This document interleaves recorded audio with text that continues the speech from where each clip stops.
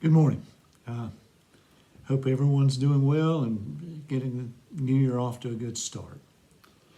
Today's lesson is going to come from Isaiah, and some of the images in our lesson today will be very familiar to you because they're pretty much the same picture of the throne of God that we saw in the book of Revelation just a couple of weeks ago.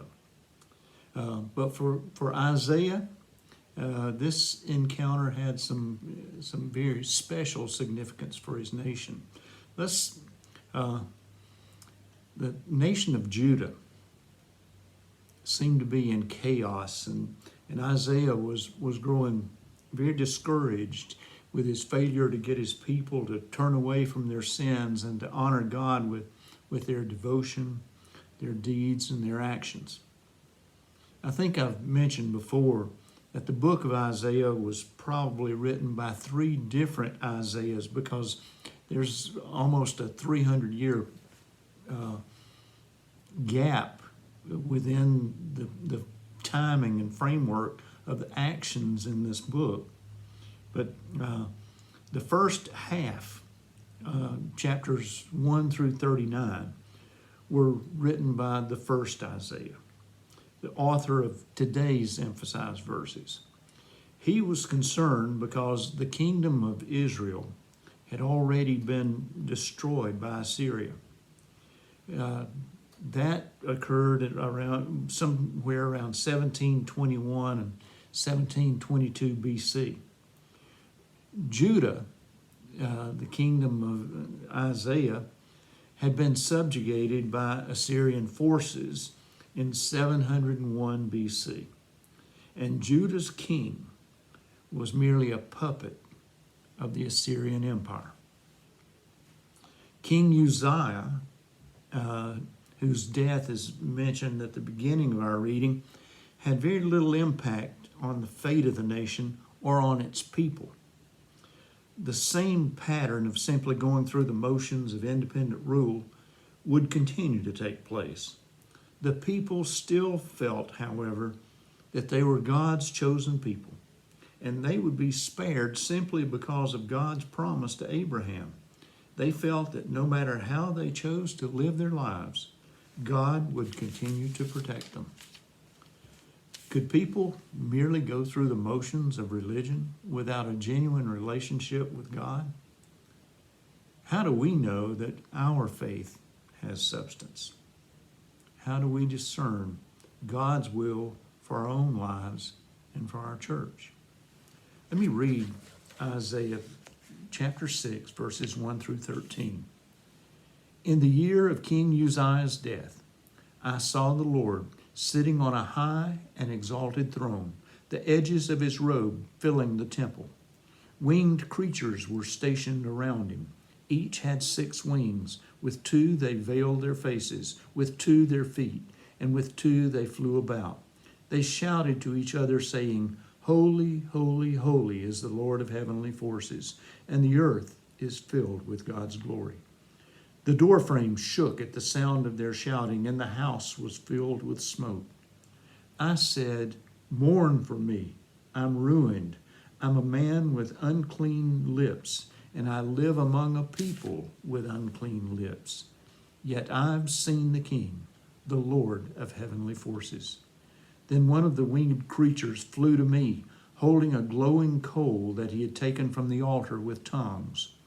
He touched my mouth and said, See, this has touched your lips. Your guilt has departed, and your sin is removed.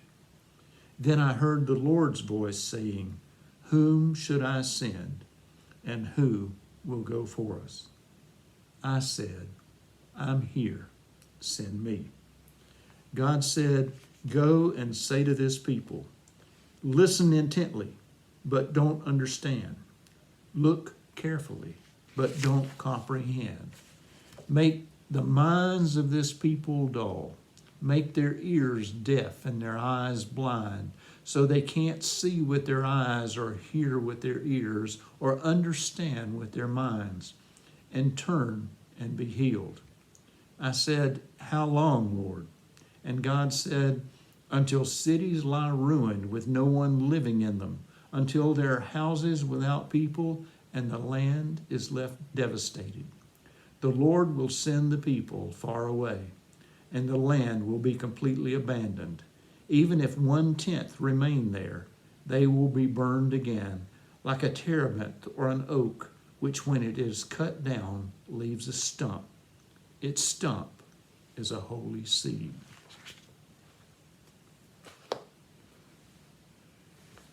The story of Isaiah's call begins with this major event in the history of Judah, the death of King Uzziah.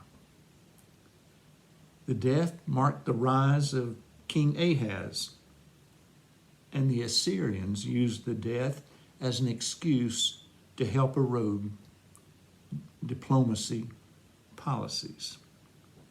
Isaiah's vision is the primary focus of today's lesson, and the death of the king merely helps a little with the timeline.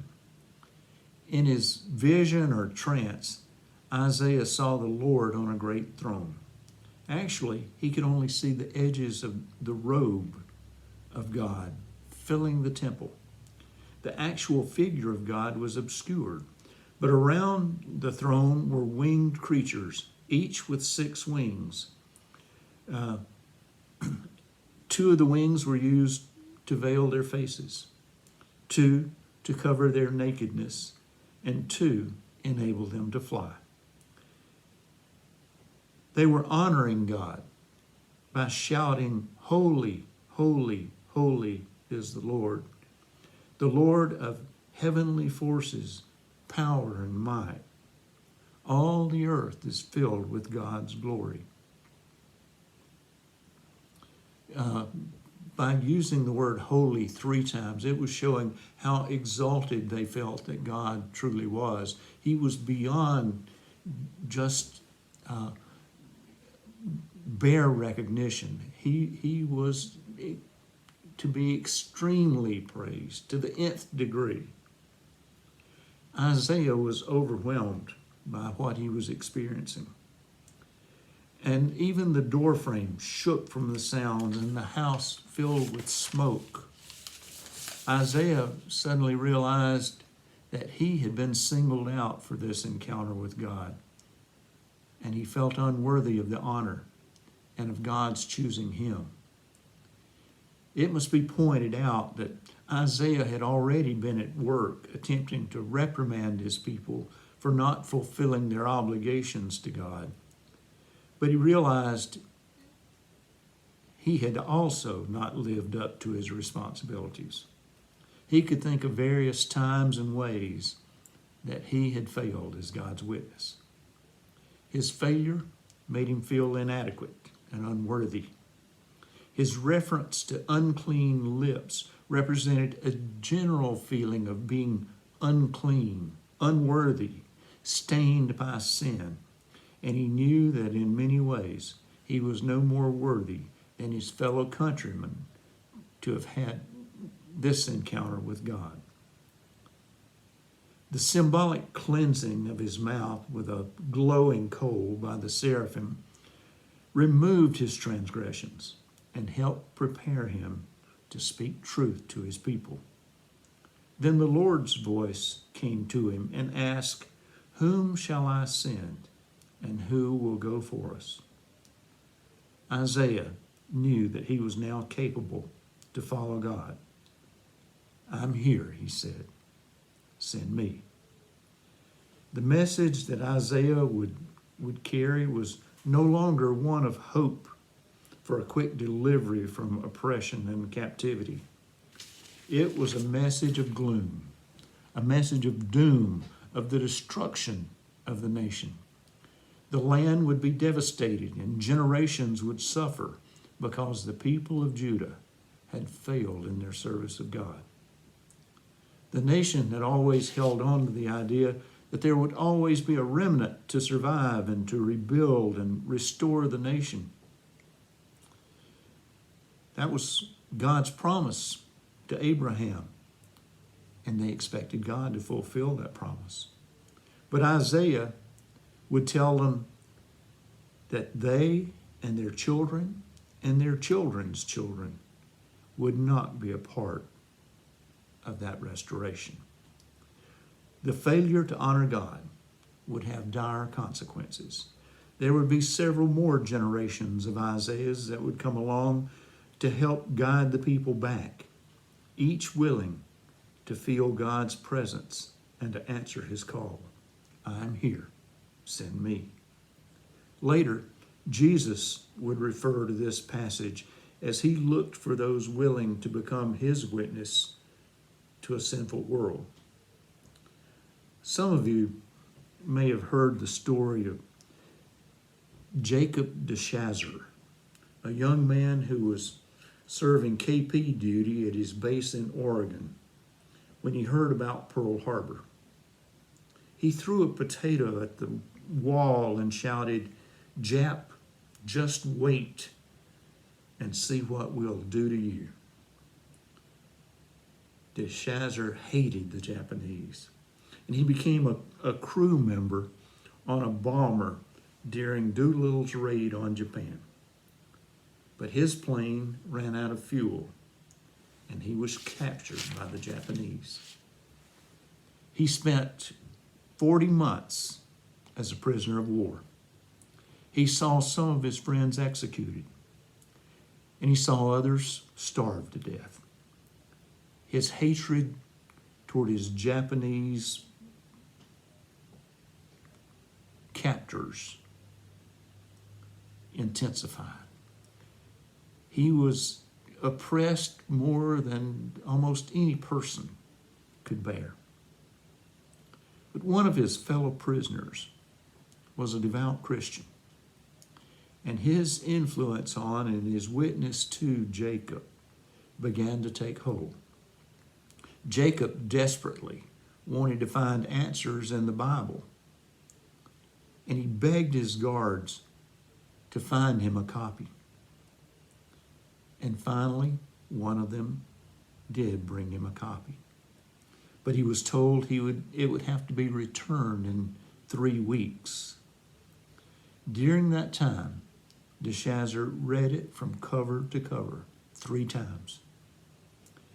And he found his answers as he discovered the message of Jesus, especially Jesus' words of forgiveness and the testimony of his personal sacrifice.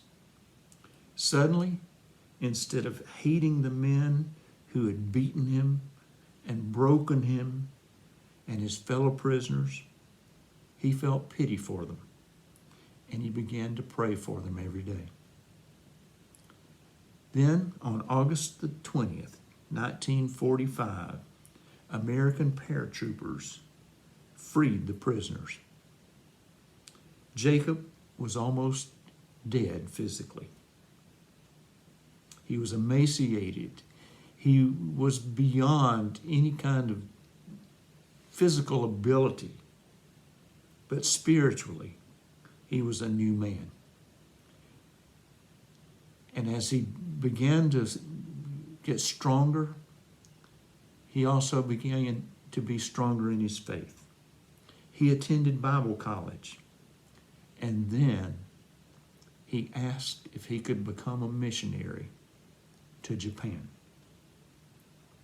His story was published and distributed in Japan, where it was read by a man named Mitsuo Fuchida. Mitsuo was the pilot who commanded the attack on Pearl Harbor. Mitsuo was so intrigued by the story of Jacob that he purchased a Bible and later turned from Buddhism and became a Christian. You know, what a difference it made when Jacob stood before God and realized that he was a man of unclean lips. And when God called him, he said, "I'm here. Send me." It's a beautiful beautiful story of forgiveness and of God's love for a world that truly doesn't deserve that love. Each one of us needs to make a commitment to be willing to serve God, to be His church wherever we are and whatever we do, to witness for Him. Let's pray. Dear God, help each of us to look at our world and see the beauty that you have created, to see the possibility that's there for each one of us. Help us to understand that your presence can still be felt in each of our lives. And then guide us and send us and help us to be your church. Amen.